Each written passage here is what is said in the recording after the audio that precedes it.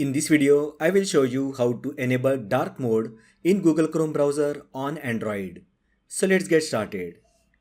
First, open Chrome browser on your Android mobile. Now tap three dots located at the top right side. Now from the options, tap Settings. Now scroll down and tap Theme. Here you will find three options: System Default, Light and Dark. As you can see, light option is selected at the moment. So if you want to change to the dark mode, just select the option dark.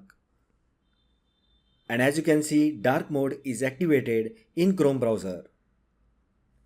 So that is how you can enable dark theme in Google Chrome browser on Android.